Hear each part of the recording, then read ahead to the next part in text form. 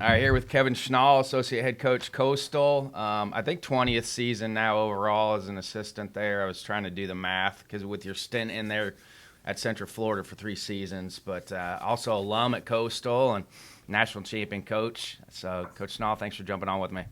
Appreciate having me. Yeah, I'm an old guy now. 23 years coaching, 20th at Coastal. I was at UCF for 3 years.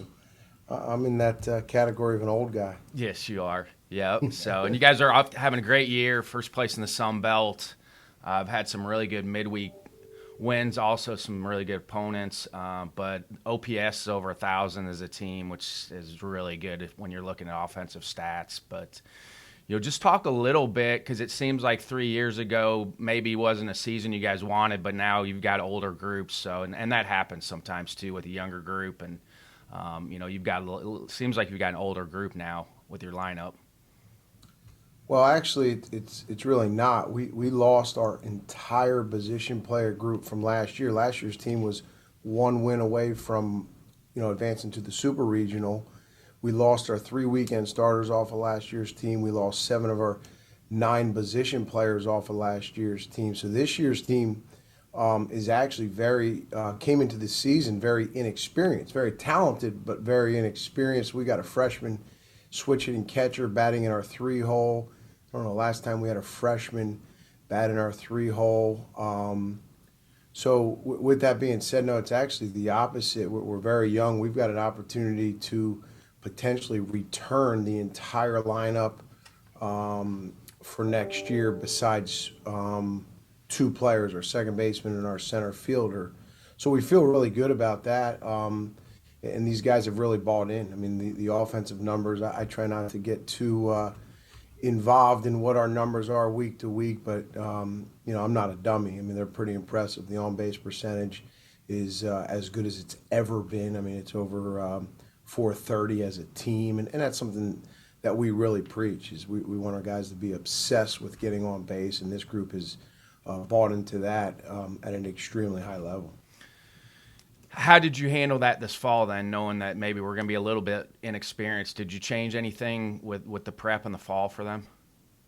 Much more difficult fall than the fall of last year when we had a ton of returning players. This fall, yeah, the install took much more time. The daily grind, the daily development of our team offense, of our team defense, just took much more time. I mean, last year we returned a lot of position players from the previous year, so we didn't have to go over team defenses, team concepts, and our offensive concepts as much. This year, we spent much more time with those concepts. We spent much more time with video review to show those concepts. So yes, it took a lot more planning, preparation, and then our daily design was very intentional to make sure that we were continually reviewing and reminding our players of again, not only our offensive concepts but our defensive concepts. Kind of knowing that you might start a freshman behind the dish, how do you go about that? I feel like that's the hardest position for a position player to come in as a freshman and play a lot is behind the dish. Did you do anything different with him to try to get him ready?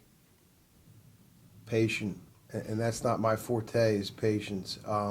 Very patient, but Caden Bodine is the most advanced catcher that I've ever had an opportunity to coach. In my 23 years, he's intelligent, he's poised, he's not too emotional. Again, if this guy's trajectory stays on course, I don't say this often, but I'd like to see a better catcher in the country than this guy. Love it. Love it. Has he had any ups or downs so far? I mean, it He seems like got he's having hurt. a great year, but He got hurt, so he had to sit out for about a week. He got a concussion at Clemson, so he did have to sit out a week. We missed him, but basically he got inserted back into the lineup on Friday night at Old Dominion last week. In his first at bat, he hits a home run right-handed. He ended up hitting a home run right-handed and left-handed at Old Dominion. but man, he's just been so consistent. He's really embraced the on base. I mean, his walks are extremely high. He's got very low strikeouts. I think he has 10 strikeouts on the entire year. He's got over 20 frees. Again, I mean, with the analytics in today's world, you put his skill set combined with his analytics, if things continue to progress, I'd like to see a better guy in the country than this guy. How the additions been to the league now? You added some teams to the Sun Belt, correct? Yep. We just played Southern Miss this past week, who's extremely well coached, extremely talented. We played JMU early in the year. Coach Eichenberry does a great job. It was a little different for us. It was cold up there, but we've got Marshall here at the end of the year. We played Old Dominion last weekend. You know, Finney and his staff do a great job. They've got a really good team. They're physical. They've got power. The league's challenging. I mean, every single weekend, it's extremely difficult. You've got to prepare, and you can't really, ride those ups and downs. You got to stay very under control each and every week, and we've been fortunate. We're 10 weeks in. We haven't lost a weekend series yet. That's pretty remarkable consistency. I mean, for me, it's a Power Five conference. It is for baseball. I mean, I know people don't consider it that, but I do. Just looking at the teams in the league, like that's a Power Five league. Yeah. I don't get involved in the whole Power Five this, the Power Five that. I know at Coastal Carolina, the commitment here is at the extreme highest level, and we're fortunate. We've got great leadership. Our administration backs baseball at the extreme highest level, and, the amenities, the resources we have are on par with anybody in the country. And your non-conference schedule speaks to that every year. I mean, is that by design for you guys, or is it just because of geographically and then hosting tournaments too for you guys? Well, Coach Gilmore's the mastermind of the scheduling. It goes back years ago. Our athletic director, Matt Hogue, and him, it's like they sat behind a computer. I don't think Gilly had the computer. Matt had the computer, but they sat behind a computer. They dove into scheduling. Matt Hogue, again, our athletic director, back in the day, heck, when I played here, he was our SID. He understands the landscape of college baseball as well as anybody in the country. So I think he played a very critical role in helping Gilly understand the importance of scheduling. And it started with a lot of different tournaments that we scheduled early in the year. We've kind of eliminated a couple of those tournaments, and a lot of that is the Big South compared to the Sun Belt. The Sun Belt Conference is the fifth highest ranked conference in the country now. So we're getting so much more back from our conference weekends now, where we can be a little bit look at those weekends early, those 5 weekends early, and be a little bit more creative and maybe not have to do as many tournaments. But we're still doing tournaments, and again, that combo between Gilly and Matt Hogue, they've done a great job of really dissecting and understanding the importance of the non-conference scheduling. Has technology made recruiting easier or harder now? Well, easier for the lazy, I would say. Harder for the people that like to get out and really use their eyes and see kids. It's much harder to find that kid that maybe nobody knows about or whatnot. But also, I think it's hurt people. Some people are still recruiting with their ears more so than their eyes, and there's a lot to being out there and seeing a kid play on the field versus just watching video. But the technology, it creates much more time. The amount of emails, text messages, I mean, the amount of summer coaches there are in today's world from when you were coaching is probably doubled, if not tripled. The amount of text message I get from random people about the 32 players that they have that can play at Coastal Carolina that we have to kind of sift through. It just makes life much more challenging when you're just trying to have a dinner with your family. Has that changed for you at all? I mean, it seems like you guys have always kind of branched out. It looks like you got 16 or 17 different states represented on your roster, and I think that's something you guys have been doing for a long time, isn't it? 17 states right now represented on our roster. I think yesterday's lineup, we had like yesterday's starting nine, we had 6 different states represented. I was actually looking out there at the national anthem, like our left side of the infield was 2 PA kids. Our catcher was a New Jersey kid. Our center fielder was a PA kid. It's not by design. I mean, we want to work from inside to out. This incoming class, we have much more in-state kids, which is awesome. We want South Carolinians to come to Coastal, but at the end of the day, our motto is we're never going to settle for the next best player. So if a kid wants to go to an in-state school and he values that in-state school more than Coastal Carolina, which I don't know how you could. I know I'm biased, but that's great. No problem, no hard feelings. We'll go out and find the next player that we feel has the energy, has the skill set to continue to push this program to where it needs to be. We've got extremely high standards, and those standards we're going to meet each and every year. And if that means we got to get on a plane or drive a couple more hours, then we'll do it. I've seen you at random tournaments in Wisconsin. Random is it. Hey, how long did it take you to figure that piece out? Because it seems like you've always had that. You and I are very similar from getting on the road and watching, and you and I are very similar in our beliefs and how you need to recruit. Did you have that? Did Gilly help you with that, or is that something that you it was a full staff deal. I'm originally from New Jersey. We've got 7 New Jersey kids on our current roster. Northeast kids at times look at Coastal Carolina. When they come down here and see it, I say this in the recruiting process. Like, if you come to our campus and you spend time here and you get a scholarship offer from us and you don't feel like you've died and gone to heaven, then this is the wrong spot for you. This place is that special. This place is that nice. The amenities we have now, the stadium we have now, is on par with anybody in the entire country.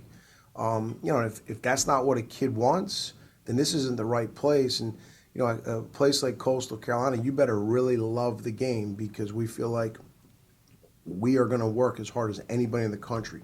Nobody in the country is going to outwork us. There's going to be teams in the country that work as hard as we do, but nobody's going to outwork us. So it does take a special kid to understand the overall commitment it takes to play at Coastal Carolina. And you speak as a former player too. I mean, like you lived it as a player. Now you're living it as a coach with the program. Oh yeah, no doubt. I've watched this program, start from 1998, when I think that was Gilly's like second year back, to where it is now. I mean, thankfully he's evolved. We've all evolved. I mean, when I was a player, we did 10 polls before practice. That's unheard of today. Like, you'd go to jail for 5 years if you did that. But we did 10-time polls, before we even started practice, and then we practice. Nowadays it's like, everyone's got the catapult on and they got the whoop on, and you got to be careful with how many swings they get and how much they're moving so they can play at a high level. But again, we got great strength and conditioning coach, Michael Thompson is here in his first year, and he's really done some tremendous things. So I'm not banging on that. We're fortunate. We've got huge resources, and our strength and conditioning has helped our program to where it is today, and helped us remain so consistent throughout the years. Are there anything you guys have held on to from the old days? Anything you're still keeping around? Yeah, we still have got a lot of that old school, but the truth is, and it starts with Gilly, and you got to compliment him on this. I mean, we're constantly evolving. We are constantly in staff meetings discussing what can we do differently, what can we do better. We're never using the old adage of this is how we've always done it, even though we've done a lot of things at a high level. And we're very proud of that. You've mentioned it earlier. I mean, we won the national championship at Coastal Carolina in 2016. It's something that, you'll never forget. It's the single most unbelievable thing that happened to me on the baseball field. But, in a lot of ways, our relentless consistency, we've got the 5th best winning percentage in the entire country since 2001. In a lot of ways, we're just as or more proud of that than just winning the national championship. And that relentless consistency is all about continuing to evolve and continuing to reflect, evaluate ourselves. What can we constantly do better to put our players in a better position to be successful? Did you feel much different after you won the national championship? I feel much different. I still at times you got to pinch myself and look at the trophy to believe it happened.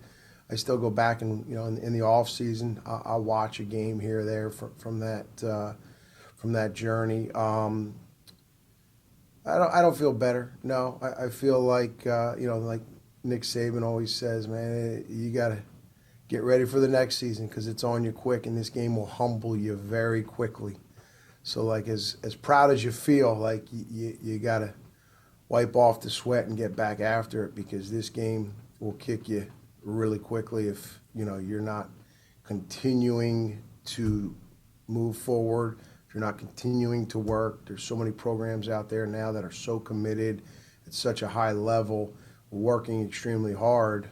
You just can't take a day off or you'll take a big step back. So yeah, we were very proud, but you got to get back on the horse and get going because the new season's already here.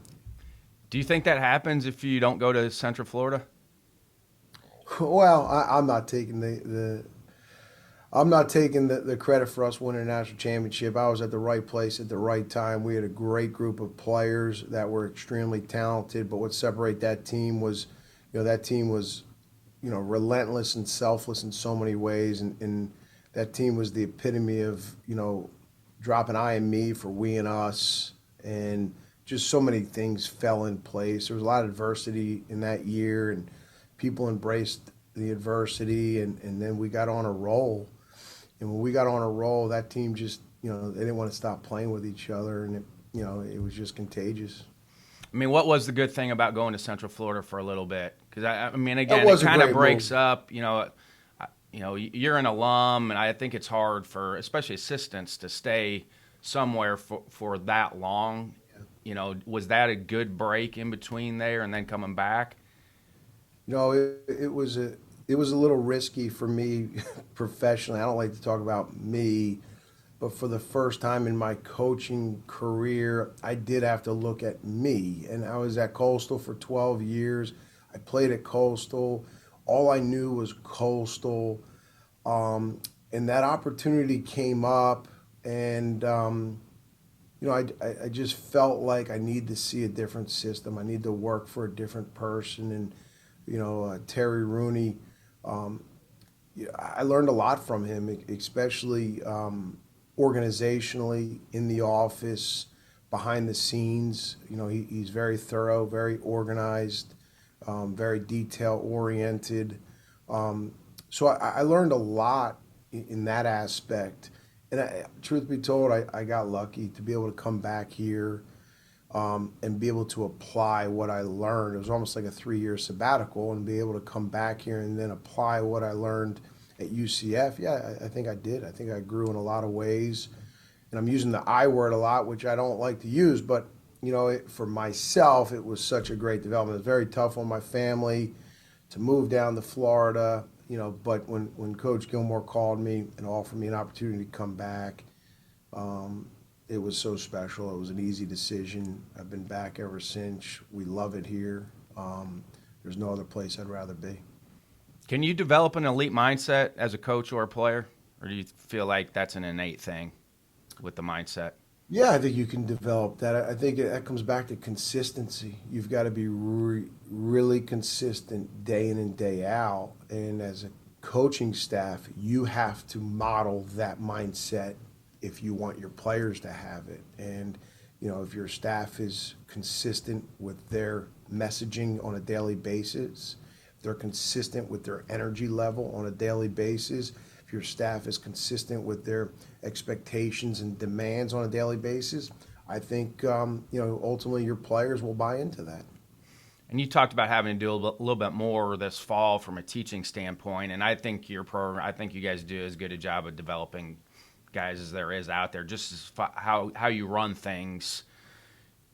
just kind of go over, you've got some new kids that you're going to have to get ready to go. Just kind of go over from a hitting standpoint, where you're starting with them, teaching them your guys' drills, because, what you guys do is probably different than what they've had before they got there. So just go into a little bit like how you're breaking that down for them. Yeah, well, the way our falls are typically designed is we'll do our individual period for about 3 weeks, then we go into our 5 week team period, and then we'll slide back into that individual period. So those first 3 weeks, and this is not a one man show. I want to make sure that this is pretty clear. I mean, Matt Schilling, our other assistant, and I spearhead the offense together. Coach Gilmore, he throws a lot of batting practice. He does a lot of the short game work. So, there's a lot of times where our practice is designed where, half of the offensive players are in the cages with Coach Schill and I. Half of them are on the field with Coach Gilmore. And Coach Gilmore could be, installing all short game stuff on the field that day where Schill and I, are doing more swing design stuff. And when I say swing design, I mean, it's not, every swing, we're not changing somebody's mechanics. In a lot of ways, I mean, our cage routine is very consistent. We're hitting right-handed breaking balls. We're hitting left-handed breaking balls. We've got pitch recognition cage where, fastball changeup. We've got a cage where we're just isolating location, and it's kind of like target BP. Well, it's a fastball away. Your goal is to hit the ball here. It's a fastball in. Your goal is to hit the ball there. And one thing I've learned as I've kind of matured is less talk is better. When I was a little bit younger, I was probably talking too much. I'm talking much less now than I ever have. Let the drills kind of do the talking. We'll talk prior to the drills to kind of go over expectations and the plan, goals. We'll also do a lot of video. We'll send out video to help show, okay, this is what we were exactly talking about today, whatever it may be, a contact point, a guy driving the ball opposite field. What does he look like? What does his body look like? How is he moving?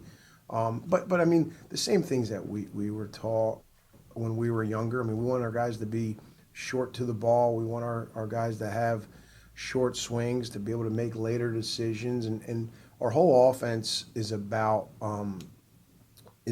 team offense. And like I said, it's about guys believing in the importance of getting on base. And that's probably the hardest thing to do with young players. Even when the recruiting process, and I'm talking to our recruits, and they're telling me, yeah, I'm not getting a lot to hit. I'm walking a lot. That's good. You go to a lot of these showcases, or you go to these tournaments, and a kid walks, and everybody's upset. A walk is a good thing, and it takes time for players that come into our program for the first year to realize the importance of drawing a walk. Understand the importance of getting hit by a pitch and just getting on base. And we use, the saying, we want guys that are obsessed with getting on base. So that's probably the biggest thing that we're doing, is developing the team offensive concept, not your individual, what you're doing individually, understanding the importance of the team offensive concept. Right, we talk a lot about quality at bats. What do quality at bats mean to us, and then just being consistent with that each and every day. When you're explaining what a short swing means to them, how are you explaining that, and how are you getting them to feel that short swing?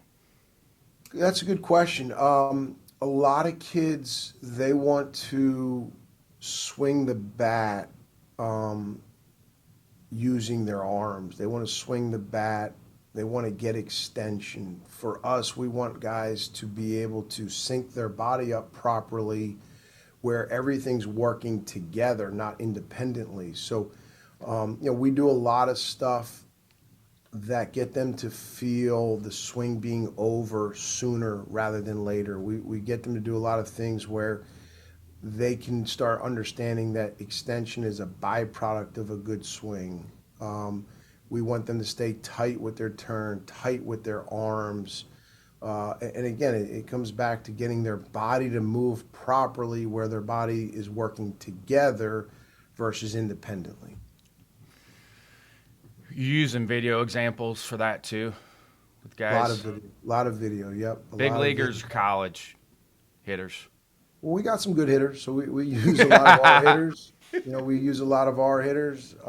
We had a first rounder last year, Eric Brown, who, it was awesome to watch his development through the years. I mean, what his swing looked like when he first got into our program, and what he thought a high level swing was supposed to look like compared to what an actual high level swing is, and that mindset development was awesome from the day he walked in to the day he left as a first rounder.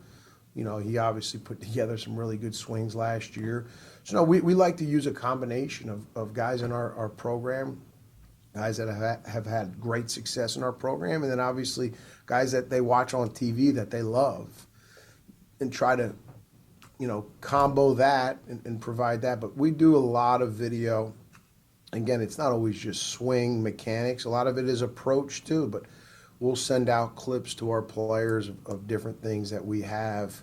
It could be team defense concept. It could be a rotation on a ball in the gap in a tandem relay, and just show them alignment, show them movements. These kids, they live by the phone. That's all they do is watch video now. So, we try to hit them with so many different opportunities to learn, and so we'll definitely utilize technology and video analysis for our guys to get a better look of what we're saying that day. And knowing that when you bring a kid in, they're going to have to make some adjustments. When you're going to watch either a high school kid or a transfer, what makes you say, hey, okay, they can fit offensively for us, or that's not going to fit for us?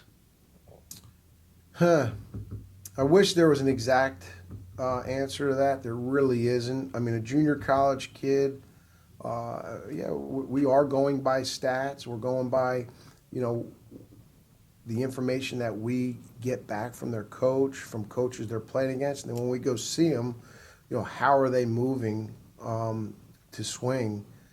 But we do not go with, we're not going to change anything until they fail. Like we really believe there's a way to move to swing the bat. It doesn't matter who you are, and at the end of the day, the best in the world are doing the same thing. So we're trying to get every hitter from day one to move more efficiently. Again, we're not going to day one have them come in and we realize that's a low level swing. Let's wait until he fails. No, we're trying to tighten that swing up day one. We're trying to make him much more efficient with how he launches the barrel from day one. We're not going to wait. But in your initial question, I mean, when in the recruiting process, I mean, when you go see a kid, I mean, what is his approach? Does he swing and miss a lot? When he hits the ball, does he hit the ball hard? And that's really our offensive approach. We want to hit strikes hard. Swing at strikes, and if you swing at them, you want to hit them hard. So again, when I'm evaluating a kid, does he hit the ball hard?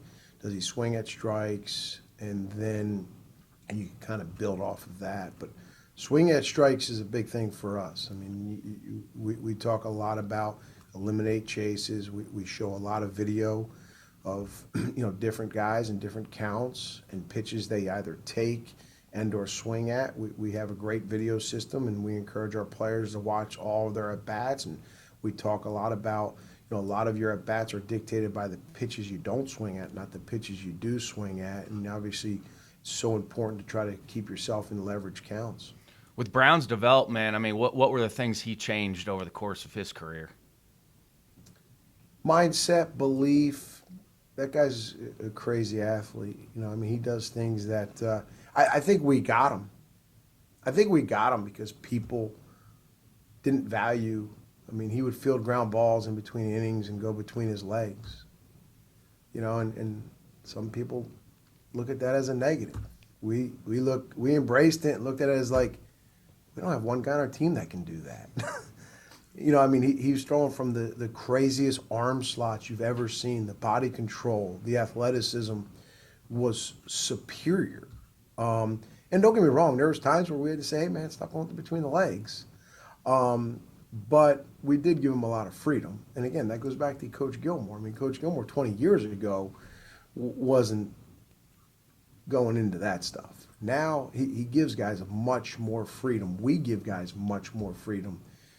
Eric Brown was a freak athlete. It was just about kind of tightening up his movements. It gets you excited as a coach, though, when you see an athlete like that and you know what you're going to be able to do with them when they show up on campus. It was. And again, I mean, part of it was luck. I mean, we were in Lake Point, and we were watching another kid, and this Louisiana team's playing. I don't even think we've had a player from Louisiana. This Louisiana team's playing, and Eric Brown is playing third base, and we're like, who is this guy? The whole team's committed besides him. And we're like, are we missing something? And we sat on him for 3 more games, and like everybody on the staff, we had, myself and 2 other assistants down at Lake Point, and everybody on the staff had their palms up like, I don't know, but I'm all in. And again, he threw from the craziest arm slots, and every ball was chest high. And he just did things that you just didn't see. And we were all in, and we're so lucky we got him. He was a great player for us 3 years. And like I said, I mean, this guy goes non-drafted out of high school, and he comes to Coastal, and he's a first rounder, and he signs for, $2 million, and he's in the Brewers organization, and, he's going to be a major leaguer. With the new recruiting rules going in, do you think that's going to come back a little bit, where a kid that maybe develops later in the positive develops later? Do you feel like that's going to change things, or do you feel like it's always going to be the way it is? I hope so. I'm looking forward to it. I can tell you that. I think it's really, really good for so many people. And honestly, I think it's really good for high school coaches. I felt so bad for high school coaches the last 5, 8 years, where this early recruiting has gotten really out of hand. And honestly, in my opinion, put high school coaches in a really tough situation, because they've got freshmen in their program that are committed to these Power 5 programs, as you talk about. And the high school coach doesn't even think he should start on varsity, but he's almost obligated to put this guy on varsity because he's committed to X top 25 program. And I just felt like, we were putting high school coaches in really bad situations. We, as coaches, we weren't evaluating. I mean, we were guessing. And, you go see a freshman in high school who's bigger than everybody else, stronger than everybody else, and he hits a ball, 300 and some feet, or he throws a ball 87 miles an hour, and we're saying we're all in.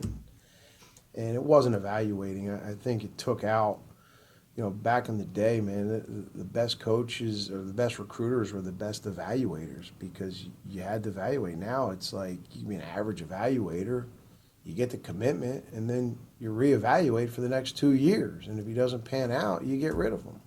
I'm hoping that's going to eliminate a lot of that. I mean, how long did it take you to figure out that, okay, I can evaluate? Well, you know what it was? It was all the consistency of being at Coastal for 12 years and watching us win at the level that we won at from 2001 and 2012. We won at such a high level. And, I mean, if I had any advice for young guys, this would be it, is, if you're jumping around from job to job, you could be a great coach, but it's all about assembling and watching your classes work through the program and do those classes pan out. You're at a place for 1-2 years, and you're doing all this recruiting. You never know, well, what were the recruiting classes like? Did they pan out? And it's not about what your recruiting classes ranked. It's about assembling, and that's something I really learned from Gilly was, it's not about just putting together and recruiting all the best players. It's about assembling the right team. And, that helped me gain confidence to be able to watch recruiting classes come in, go 4 years through, and us have the consistency and success that we had. I mean, with your recruiting philosophy, is it still up the middle? Recruit the best athletes we can, and then figure out where they're going to be when they show up. Coaches text me all the time, or email me. Hey, coach, what are your needs in the blank class? I'm not trying to be a smart ass when I say this, but good players, just a good baseball player. Like, I don't know exactly what the need is, but every recruiting class needs good baseball players. What do you mean by a good baseball? Well, a guy that when the ball gets thrown to him, he catches it. When he catches it and throws it to somebody, they catch it. Does he help your team win? And then does he help? Well, that helps your team win, right? Guys that can play catch. Yes, right? that's it. That helps your team win. I mean a good player, a guy that actually helps you win games and hopefully win championships. Yep. Like, I don't care do you have about that his guy on egg. your roster, then okay, let's talk about that kid that you feel like is going to help you win a state championship. Nobody wants to give me that anymore. They want to tell me what his exit velo off the tee is in the cage. And I don't know what that means. So I just shake my head and say, thank you very much. Send me your schedule. It's just the exit velocity in the batting cage off of a tee or a pitcher. I get the tweet sent to me of the pitcher in the batting cage throwing the ball to a net, and he hits 88 miles an hour, and I get the shot of 88. And I need to see it with the guy. There's got to be a catcher behind home plate, and then a guy behind the catcher, that umpire, that's important, and then a guy in the batter's box, that's important. Then there might be a guy at first because your third baseman overthrows the first baseman. So now you got to maybe handle the running game a little bit and pitch to a hitter with a man at first. So, like, all of that goes into it. Sometimes we forget that. When you're, again, you got a young catcher, so are you letting him call pitches at all? Are you guys calling pitches for him? No, How are you handling that? We call the games. When's the last time you let catchers run a It's game? probably not a thing anymore, but It's not, though. reversely, no, it's not. But reversely, I'll also say this is nobody's getting caught up to the major leagues because, man, he calls a really good game, right? Like, what pro scout ever drafted a catcher and said, well, we're drafting him because he calls his own game, right? Like, no, we're drafting him because his skill set, he receives, he throws, he blocks, and he hits at a really high level. Like, you can argue if he's calling the game or not. Is it a well-called game or not? So I think that is kind of blown up a little bit now with, catchers should call their own game. You're stunting their growth. What do you mean they're stunting? Nobody's got drafted because they called their own game. Nobody's got caught up to the major leagues because they called their own game. And for us as coaches at the collegiate level, our players are student athletes. So, like, we have an opportunity to, learn more about our opposing teams than our catcher does. So, I mean, we're going to bank on our pitching coach and the pre-work he does for our opponent, that he's going to be able to make a better suggestion with that pitch than our catcher, who doesn't have the same amount of time. You guys still run as much as you normally do, stealing bases wise? Yeah, we do want to steal bases. I mean, we want to develop an offense. We say this all the time. We want to develop an offense that can beat you in multiple ways. If it's a rainy, cold day versus a really good arm that, the ball's not going to go out of the park, well, how can we beat this guy? And he doesn't control the running game well, so we need to be able to steal bases. And, it's a really good arm on a wet day, and he doesn't get off the mound very well, so we've got to use our short game. So, yes, we want to develop an offense that can win multiple ways. And we obviously still want to have power. We want to have speed, but we also want to be able to handle the short game and do the little things. but yes, we still bases. We got one guy with over 20 this year. I think we have upper 50 stolen bases on the year. We play Louisiana this weekend. It's amazing. They've got over 100 stolen bases already. So that's going to be a big challenge for us, and that's something we pride ourselves on. Is defensively is controlling the running game, but stealing bases is a part of our offense. Absolutely. And that helps your catchers too, because you guys do run and fall ball, right? I mean, Helps our gets them comfortable pitchers. with that. Yep, Yep. helps our pitchers. We've got two, in my opinion, two elite catchers this year. We're fortunate. We got two very good catchers, two catchers that I would put up against anybody in the country. So we're okay there with what their release time is and their throwing accuracy. The key is our pitching staff, but our pitching staff, come fall, we do steal a lot in the fall because we want to, make our pitchers, make our catchers, our middle infielders uncomfortable in the fall. So then when we do play teams like a Louisiana, hopefully we're more prepared for when they do run. You still having catchers throw to bases every day?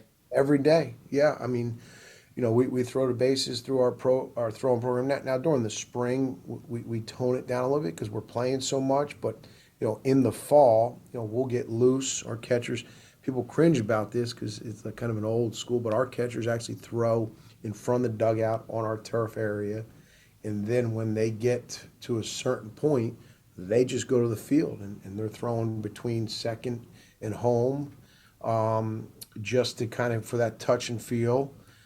Every Thursday, our catchers throw to bases live. So if we're at home before a weekend series and or on the road, we're throwing the bases live. And we're never throwing off of a coach pitch arm. So everything's off of a machine, much more game-like. We probably throw more curveballs to bases than we do fastballs, which is very similar to what will happen in a game.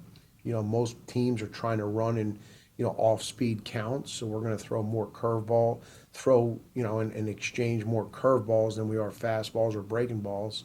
But yes, throwing the bases for us is very important. Again, just getting your body in sync and working on your accuracy and getting that release point and that feel. And you talked about short game too, because I think you guys have a little bit of a unique style, especially with the sack bunts. Are you guys still deeper in the box on your sacks? Yeah, we don't move up in our bunting. Yep. We don't move up in our bunting, but we bunt a lot. We do bunt a lot every day.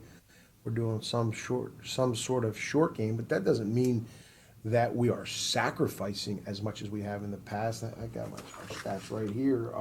We got 20 sacks on the year. Opponents have attempted 10 versus us this year. So our sack bunting is actually down, but we've got 73 home runs as a team too. So, it's a combination. It's, who's in the box. I could tell you when some of our guys come up. I mean, Caden Bodine being one, a freshman in the 3-hole. If it's first and second and no outs, I'm just telling you now, he's not bunting. He's not bunting. We have confidence in his. Now, he's hit it into 5 ground ball double plays. But we have confidence in his approach and what he can do that, he's got a chance to really open up an inning with a quality at bat.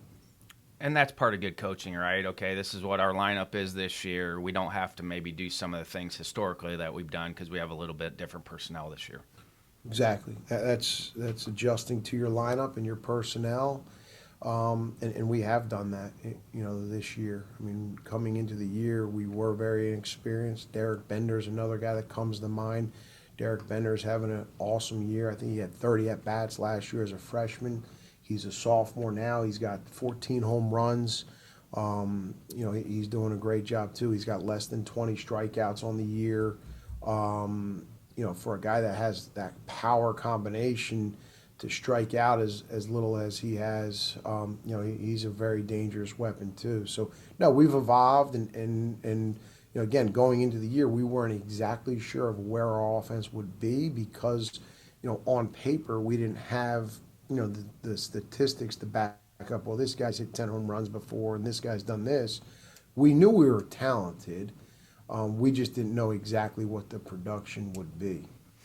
With a freshman like that, so how do you temper their expectations where, okay, getting 30 at bats as a freshman, somebody from the outside looking in that's not at the college level doesn't understand that that's a positive for him to get those 30 at bats in to then be an everyday player as a sophomore?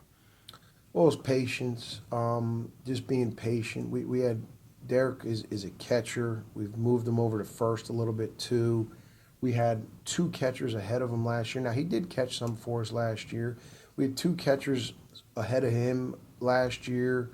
And the truth is we had some older guys. We did well last year in the portal with some position players. So we brought in some older position players. We brought in a first baseman, a second baseman, and a center fielder. So it was just tough for him to get in a lineup. And last year he was a freshman. He chased a little bit out of the zone. But to his credit, he went off this summer, had a really nice summer, did a really good job with his nutrition. He's cleaned up his body. And we always knew, I mean, heck, he's a former Chanticleer camper from New York. His parents moved down here his senior year in high school. They live in Myrtle Beach. They love Myrtle Beach. But we knew from camp, like, this guy's got a chance to have real power, and it's starting to really show now. And he's just, overall has matured as a player. And a lot of that is just, him having patience and us having patience. When do you have that conversation with him? Like, okay, this summer I want you to check all these things off. So when you're back for the fall, these are the things that we'd like to see you get better at. Yeah, at the end of the year before he left, we showed him on paper like hey, we just had a 39-win season. We were one game away from advancing to the Super Regional. You had 30 at bats, but here's all the home runs we're losing. Here's all the players we're losing. It's really important that your summer is a summer of a lot of focus, extremely hard work, and our expectation is you to come back in the fall with the mindset of you're going to hit in the middle of our order. You still coaching first base? Third base now. We're at third base, but I missed first base. Was that due to the year that Gilly was sick? Yeah, and then Gilly kind of got out of the rhythm at third, and now he's happy in the dugout. Which you is and great. Wake Forest both, because Bill's coaching third now too. Is that right? Yep. So he's in the dugout now. I do miss first because I looked at first like you can impact the game in a lot of ways at a higher level than you can at third. And I'm kind of hard on our first base coaches now because I was over there for 20 years, and there things come up, and I'm like, hey, man, like, you got to run the base for him. Like, don't expect him to do it. Like, you have to basically have instincts like you are running the base. Like, verbally, you're running the base for him. Don't expect him to know what he's doing on a tag up or, like, for me, it's like constantly reminding, hey, expect a dirt ball right here, expect a dirt. Like, when we miss dirt balls, and I'm a first base coach, like, it was like 60% on me, 40% on him. Like, I'm not doing a good enough job reminding him of this dirt ball. Or if we missed a tag up, in a first and third situation or whatever, where, our mentality at first, we want to tag up if the ball's high, deep, and comfortable, if there's a man at third, if it's routine. And if we miss a tag up in that situation, like, I feel like that was on me. In Omaha, we triple tagged versus Texas Tech, and then we double tagged versus TCU in a big situation, first and third double tag with 2 outs. Our next guy hits a ground rule double. And he doesn't score if we don't double tag in that situation. So, like, there were some runs that we were able to get in Omaha, in that little journey we had to win that national championship that, in the scorebook, you don't really see it, but, those little base running things make a big difference. Yeah, and that was in your Garden State clinic, which is good because I thought that was a unique talk that you don't normally see. I thought you did a really good job of presenting on situations and a ton of video footage, but go over that a little bit because that's not an easy thing for kids. A lot of kids don't work on base running before they show up. Just talk about trying to get kids acclimated to the base running Here's piece the and decision making. Because yeah. Everybody says baseball's slow. Baseball's a really fast sport from a decision making standpoint. Like you have to be Yeah. able to make decisions on the fly extremely quick. But just go over a little bit of that presentation because I thought it was fascinating. Here's the thing. I think I'm so adamant about base running now because I was such a bad base runner. I was a catcher, right? So I'm a catcher, right? You get on base, they take you off, right? You're in high school, you're out, this speed up rule, you're off. I'm great with it. Heck, I go in, get a drink of water, and put my gear on. Then I got to college, JUCO, same thing, speed up rule. Then I come to Coastal, now I'm base running. I don't know what I'm doing out there for 2 years. And when I reflect back, I'm thinking, all we ever did to base run, for the most part, was steal bases. So we work on our steal breaks. I wasn't stealing any bases, right? That was fun working on steal breaks, but I wasn't stealing any bases. And then from a conditioning standpoint, we would do, what everybody does, the four group base running circuit, right? So you're at first base and you're running a double, and you're at home plate, you're running a double. You're at first base, you're running first to third. You're at second, you're scoring on a base hit. You're at third, you're tagging up. That's not teaching me anything about base running. That's important because you got to turn the bags properly, blah, blah, blah. So I think that is why I became so adamant about teaching base running. But I also saw us early in my coaching career make some bad base running decisions. And I learned this from my dad, who was a coach. As a coach, it's your obligation when you win or lose. First thing you should do is reflect. Okay, what did we do well? What did we do poorly? And instead of point the finger at your players, I think it's really important to look at yourself as a coach and say, okay, when's the last time we reviewed it? When's the last time we repped it? And then kind of get better from there. And again, we lost a game on a decision or two base running, and I want to be able to put my head on the pillow at night because we still might make a bad decision. But we feel as a staff, we do base running as much as anybody in the country. There's nobody doing it more than we are. Okay, but we're doing as much as anybody in the country, and I do feel very confident that if we make a mistake, it wasn't because we haven't repped it. And I remember, 2 weeks ago, we were at Old Dominion and we had a bad read at third. And I took the blame. I took the blame on that because our base running in BP every day is at second base. We're going no out reads, one out reads, ground ball, fly balls. And we do base running at third as well. But when I reflected back, we haven't base ran at third base in like 3 weeks. Just our down contact rules, our see it through rules, and I took the blame. Like that's on us. Well, the next 2 days at Old Dominion, we base ran at third, right? And I'm making sure at least once a week we're at third now because I don't want to put one of our players in that position again without repping it the way we need to.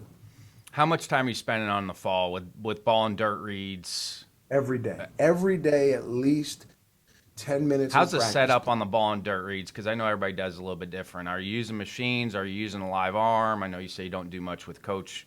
Yeah, we we use a machine, but a lot of our dirt ball reads are predetermined, right? It's still out of the hand. Like for me, the best guys I ever had could read out of the hand if it's going in the dirt, and they were already on the fly because they knew that ball was going in the dirt. What we like to talk about is sometimes the catcher gets lucky, right? Sometimes the catcher goes to block a ball and it gets stuck in his glove, and he gets lucky. And when that happens, you got to tip your hat. We can't just clap, and this happens in baseball a lot. You've been around the game a lot. When it's successful, you can't clap. And then when it's unsuccessful, you give the "what are we doing" look. So we have a thing here where we're going to clap even when it's unsuccessful if we're doing the right thing. So, like for instance, us early in the game with 2 outs, it is automatic, and the mentality is if you think it's going in the dirt, you go. Not see it in the dirt. If you think it's going in the dirt, you go. And there's a lot of times we're clapping because it's a great read. But there are those times where the catcher gets lucky and it sticks in his glove and he throws him out. We're still clapping. That's the great read. That's a good read. But we do talk a lot about how hard it actually is to block a ball, recover it, and then throw it accurately to second base. It's not an easy thing to do. So again, we go over that. We talk about our reads and our absolutes in our dirt balls. But we'll use the machine to answer your question. We use a machine, but we've got machines now where you can alter them and just a little touch here and a little touch there, and it's a non-dirt ball. And then it is a dirt ball. So yeah, we'll use the machine. And then it's great work for our catchers. Our catchers blocking, recovering, and then moving properly to be able to throw the ball accurately, and that's what it comes down to. Belt buckle below versus belt buckle above, safe and out. How are you limiting with the catchers? Obviously, you want them to get work in, but you don't want them to get beat up either. So, how are you managing kind of workload with ball and dirt? And also, I want to get into throwing a little bit too after this. But how are you kind of balancing? Okay, they've got to get their work in, but we don't want to beat them up either. Yeah. Now in the fall, they're getting beat up. I'll be honest. There's block days in the fall where they're tough. They're very demanding days. There's days in the fall our catchers are probably blocking upwards of 60 balls in one day, and it's tough. But I think that is part, that neck up toughness behind the plate, like you got to have. And before we even do the work, I'm like, guys, it's not going to be fun. Like, this is going to be challenging, but like how you respond, how you act to it is what it's all about, and embrace it. And I believe we have a catching culture here at Coastal that is as good as anywhere in the country. None of them have animosity amongst each other. They're all really good friends because it's a very unique fraternity. And I like to say only those that have been part of the Coastal Carolina catching fraternity truly get it. But, man, it's an awesome fraternity. And these guys have been through a lot because I could be very demanding and very challenging at times, but I could tell you that I also love them a lot too. And the group, the two catchers specifically, Bender's caught two, so I'll throw him in there. But those two specifically that have caught the majority, man, I love those guys, man. Those guys have made my life so much easier. This year has been the easiest year I've ever had to coach catching, and why that is because of them too. Like, I don't need to get mad. Like, they come and do their work, and it's like there's nothing to get mad about because they do it at such a high level with great body language, with great intent, and with a great mindset. So I'm very fortunate there. But the fall is challenging for catchers because we're installing, we're demanding, we're setting expectations, and you got to be very, very consistent with that every day. And, that's something that I think separates us. And then how are you managing workload and on-ramp for their arms? Because they throw as much as the pitchers do. So. Yeah. I think it all comes back to communicating with them. But again, if their arm is in good shape, they should be able to throw the ball from home to second base, 10 times every day, 15 times every day. They should be able to field a bunt and throw the ball to first base. We got the catapult system, and it calculates every throw. I think our one catcher at Campbell the other day had like 300 throws, in one day. And that all goes back to, what you're doing in August. But we are very intentional with our days off and in our no-throw days and things like that. And, I communicate with them on a regular basis. I communicate with our strength and conditioning coach on a regular basis to make sure we're all in line with, what we're doing. How often they have no-throw days? At least once a week. But some of those other days are a low-throw day. Like, I don't even count, playing catch and 10 accurate throws a second as a throw day. I mean that's it's almost like outfielders. An outfielder throws a ball from right field to home plate 4 times one day, and it's like he needs a week off. Like you should be able to do that 6 days a week. I mean, we're asking you to play catch and then throw the ball from right field to home plate 4 times or 3 times, on a good long hop. You should be able to do that every day. Your guys' in and out routine same? Like No, on a no, it's weekend, not. how are you varying that? Yeah, we vary that. Hey, your Everything live now. catcher, are they throwing in and out, or are they warming the pitcher up? Your starting catcher that day. Our in and out now at home games is before BP. So we do it before batting practice. So yeah, I mean, we have an in and out routine, but that routine's altered with some game situations. We've got a team that wheels their guy from second on slow developing ground balls. So when we do slow rollers in that particular day, we'll have our first baseman catch, return throw to home plate. So we do a lot more game like stuff in infield outfield now than we ever have. We do a lot of square drill where we'll have pitchers covering bags just to increase reps. But with the usage of machines and things like that, I mean, there's a lot of days where we can get all of our ground ball infield work done during batting practice. And that's by design where there's days where our infield outfield consists of outfield throws only, and then infield will do their work. Catcher throws an infield outfield. They'll throw to bases, but it's really more just for catch play than anything. How long have you guys gone where you're taking in and out before BP? We've done that the last 5 years, I think it's been What was now. the switch for that? Gives our guys more time after BP to eat, shower, and kind of get their minds prepared to play the game versus having to, and also ramping up their arms, more times, like just one time, and now BP's over. You have much more time now from that point to when you have to be back out on the field before the game. They got more time to themselves. Again, a lot of guys like to shower, whatever their pregame routine is, but we have pregame, fully catered pregame meal so they can eat, they can shower, they have more time versus, rushing back out to have, infield, outfield. What's your pregame meal for them, nutrition-wise? It varies, but everything's fully catered. So high protein, carbs. Our strength and conditioning coach and our athletic trainer and our director of baseball operations, they spearhead that, and everything's calculated with what they're eating. For a guy that's 46 now, there's always too much food around, if you will. Got to be very disciplined. That's changed. I think that's been the biggest change for me over the years is the nutrition piece and nutrition and rest. Yes. Nutrition and rest, which when we grew up, we didn't know anything about it. I ate Chinese food before every game. Now they say that's the worst thing for you. Too much sodium.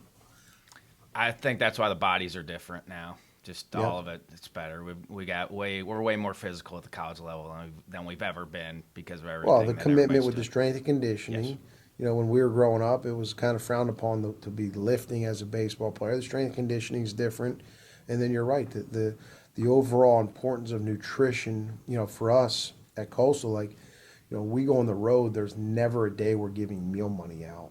Everything is designed with putting our players in the best position to be able to play at the best they can possibly be. So the nutrition is really important. So every meal is very, designed for through our strength and conditioning coach, our athletic trainer, and our operations, baseball operations. Those meals are very important for. You have a post meal then for them too. Absolutely, yep. Pre-game and pre post. and post. It's awesome. Really good. Hey, you're a good clinician. I tell you that all the time. Still one of my favorite catching talks was Orlando, the year you spoke on Sunday there. I think that was 2015. But how long did it take you to find your voice as a clinician? That's just myself, to be honest with you. That's just myself. I feel like I'm pretty passionate about coaching, teaching, what our absolutes are, what our beliefs are. And when you get into a segment like that and you can present your beliefs and your absolutes, it's pretty it's pretty easy just to be who you are. Yeah, no, it's you're always one of my favorites to listen to because I know that's who you are too. Like that's not a fake thing. You being on stage like that with your energy, that's just who you are. So I appreciate watching you talk because that's who you are. Thank you, man. That's a great compliment. Do you have a fail forward moment? Do you have something you thought was going to sidetrack you, but looking back now was maybe one of the best things that happened to you? Well, the decision to hang up the cleats. In 2000, I'm with the Reds. I'm in Dayton, and I was put in on our. We didn't have a high A team. We had two teams in the Midwest League, so I'm on the Dayton Dragons, our quote unquote high A team, and I'm the backup catcher. We're like a month into it. I've caught like one game, and probably should have been on the other team. I mean, my whole motto the whole time was like, you can't make the major leagues if you're back up in the minor leagues. Well, Gilly calls me and he's like, hey, listen, I've got the volunteer spot open next year. I'm from New Jersey. I got a year left in school. The Reds are giving me like $5,000 a semester to go back to school. I know that doesn't pay for my whole school. He's going to pay for the rest of my school. Plus, I'd be able to put that 5,000 in my pocket each semester. So that starts going through my brain, and I knew Coastal's program was on the rise with Gilly and his vision. In my mindset, I was thinking, well, what happens if I play pro ball for 2 more years? He leaves.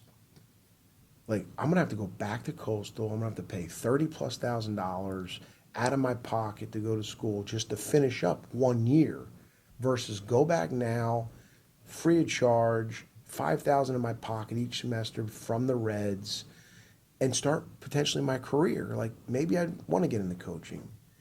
So I said, hey, let me think about it for a week. And he was great about it. He's like, listen, man, the last thing I want you to do is hang up something that you're, passionate about. Like, I don't want you to quit if you're all in. I just want you to know, like, this spot's open. And I was like, give me a week. Let me take it all in. And 24 hours later, I didn't need the week. Like, I woke up the next day and I'm like, what am I doing? And I go into the manager's office and I told him what I was going to do, and he shook my hand. He said, "I wish you the best," and it was the best decision I ever made. I came home for 1 month. I told my mom, I was so lucky to have the mom that I have, but my mom never really forced me to get a job while I was playing baseball. So I quit baseball, and basically it was whatever in June, and maybe even a little bit earlier. And I go home because I didn't have to be back to Coastal till August. Well, like I told her, like I'm not getting a job, or she told me like you don't need to get a job until you're done baseball. Like that's a full-time commitment. And I got home, and I remember me and my best buddy from high school, like I was like, I got to get a job now. And I landscaped for like a month. We were landscaping like 7 in the morning, just showing up, just landscaping all day long, shirt off. At Friday you walk, the guy's like, here's your money, here's 350 bucks, whatever it was. We go to Atlantic City that night and either double it or lose it. But like that last month, before I reported for my first real job, like I got a job. I was landscaping. It was blue collar, hard work. But that was the best, not to get too long winded, that was the best decision I ever made, is shutting down pro ball and get my life started. I graduated from Coastal that year. 2001 was our first year where we finally knocked down the door. We go to our first regional. Bubba Dorman is the assistant coach. I say this as the biggest compliment. I mean, this is a redneck baseball guy from South Carolina. Still one of He my favorite embraced, camps ever. Best of Virginia camp was yeah, doing yeah, infield yeah. stuff with Bubba. I stole so much infield stuff from him. And I'm this punk from Jersey, and he embraces me. Like he helped me be able to articulate what people were doing to become a better coach. He helped me, see organization, commitment. I mean, he was a tremendous mentor to me.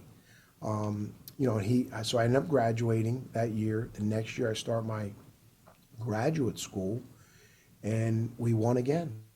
And he ends up stepping down, moves on to another job, and Gilly moves me up. And from that moment on, that was it. And people ask all the time, well, what do you recommend? And I got lucky. I made the right decision in pro ball. I shut it down. I got my degree. We won. Winning helps. Winning always helps. We won. We won at a high level. I got lucky. The assistant that mentored me in a really positive way, because Bubba is a tremendous baseball coach. He mentored me in a really positive way. He moved on. I moved up, and we continued to win. What years did you get married? Man, you're killing me on this. What years did I get? I got married 14 years ago. I mean, how were those conversations? Being in the baseball industry is not easy to have a family. I mean, did you prep her at all before you got married? Like, hey, this is not going to be an easy thing, or was it just, No, hey, we're going to figure it out? no, my wife, so I have a stepdaughter. So my wife was previously married. She was super independent. So like she didn't need me around every day. And that's what That's made it always so. been my advice to people is like, hey, my wife's same thing, extremely independent. You have to find somebody that can do their own thing and doesn't need you around. Oh yeah.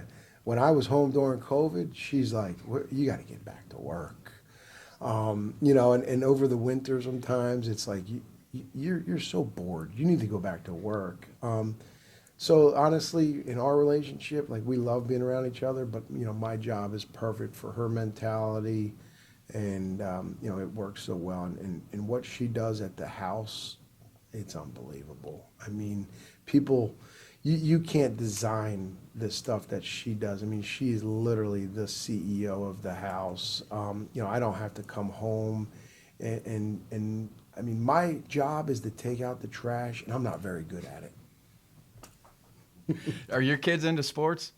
They are. They are. My daughter just started playing volleyball. She's real shy. I don't. Me and my wife can't understand it. My wife's from Jersey too. Outgoing, competitive. I like to think I'm outgoing, competitive. Both of our kids, great kids, but they're competitive, but like very passive. My son's really into basketball right now. He's got a really good coach here in Myrtle Beach. Colin Stevens is his name. He's made a really good impact on him. I've seen his basketball game really improve. My son's pretty tall, actually. My wife's side of the family is tall.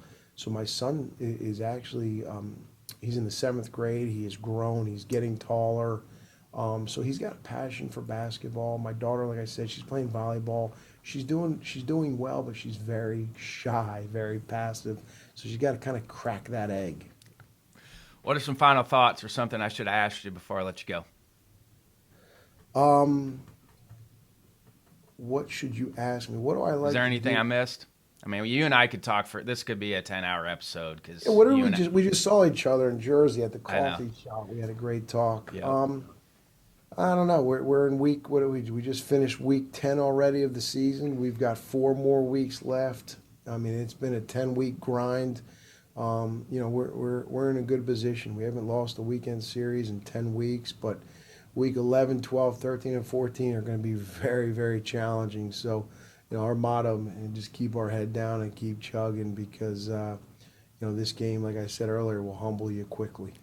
I was going to ask you that. You've been doing this for so long. The season is a sprint, but then it's okay. I got to get back on the road recruiting. Do you have any decompress after the season that you use to help? Some people complain about these days, this dead periods that we've inserted. July 4th and Father's Day weekend. I think they've been great. Just to get 2, 3 days off the road, come home, and enjoy your family for a couple days. So I think that has really helped in a lot of ways. Those days right there, and then come August, you're off the road for like 4 weeks. I think that's very valuable.